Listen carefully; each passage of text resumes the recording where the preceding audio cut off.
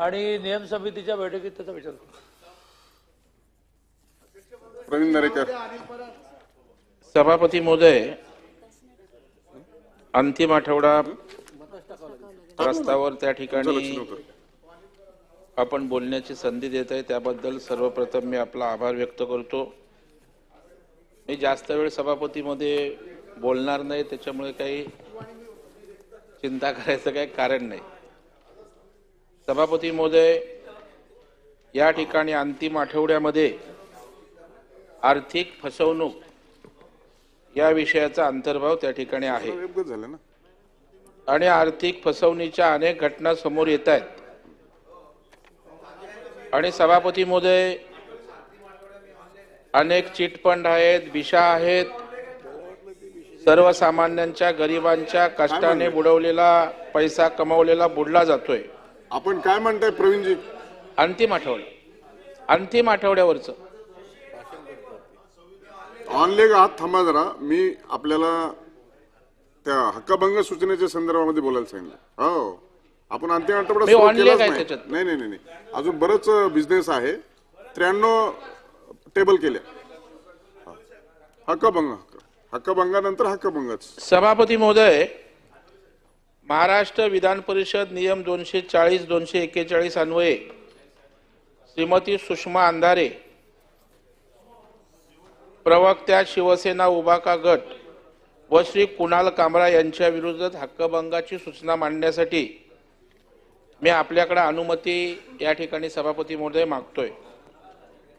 सभापती महोदय, stand up comedian Kunal कामरा यांनी राज्याचे उपमुख्यमंत्री माननीय एकनाथरावजी शिंदे साहेब यांच्यागत व्यक्तिगत केलेल्या गाण्याचा विषय दिनांक 25/3/2025 रोजी माननीय मुख्यमंत्री महोदयांना अंतिम आठवडा प्रस्तावाच्या उत्तरादाखल विधानसभेत केलेल्या भाषणात उल्लेख केला व त्यावर आपले भाष्य करताना त्यांनी विधानसभेत असे निवेदन केले की कामरा यांनी केलेल्या गाण्यातील माननीय उपमुख्यमंत्री महोदयांवरील टीकात्मक व अत्यंत खालच्या दर्जाच्या भाषेवर तसेच शिवसेना उभाटा गटाच्या नेत्यांनी यूट्यूब सोशल मीडियाच्या माध्यमातून बाईट देताना संबंधित कविता पुन्हा स्वतःच्या टीकात्मक आविर्भावात गाऊन दाखवली व उपरोधिक भाष्य केले.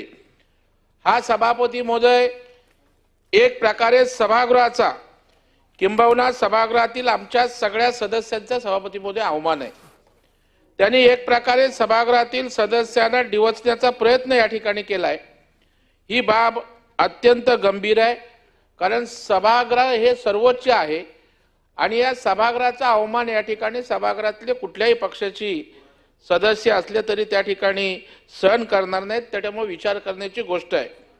या बाबतीत शिवसेना उभाटा गटाच्या प्रवक्त्या श्रीमती सुषमा अंधारे यांनी कामरा यांचा स्टुडिओ फोडल्याप्रकरणी यूट्यूब सोशल मीडियाच्या माध्यमातून बाईट देताना पुढील निवेदन केल्याचे निदर्शनास आले. काय म्हणाल्या त्या? बापरे, प्रचंड चिडचिड होते, तोडफोड होते.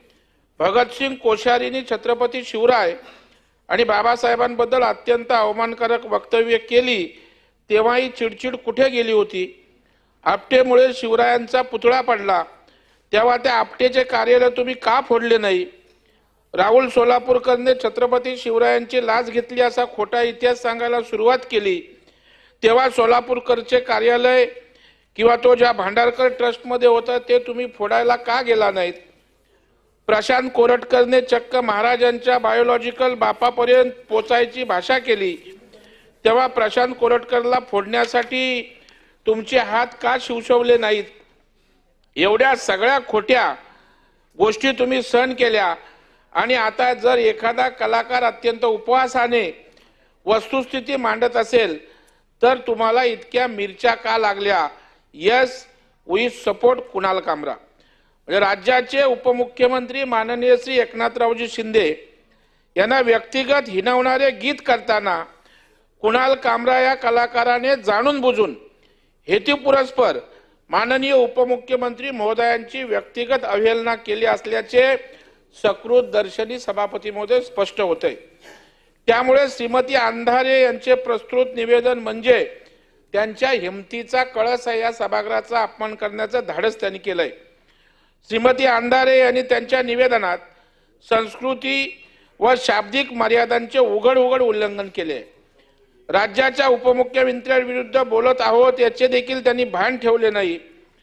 तथाकथित प्रसिद्धीसाठी अशा प्रकारे उपमुख्यमंत्री पदाच्या जबाबदारीच्या पदावर बसलेल्या व एका राजकीय पक्षाच्या प्रमुखाविरुद्ध सोशल मीडियाच्या माध्यमातून अशा प्रकारे बाईट देणे हे नैतिक मूल्यांचे अवमूल्यन सभापती महोदय आहे.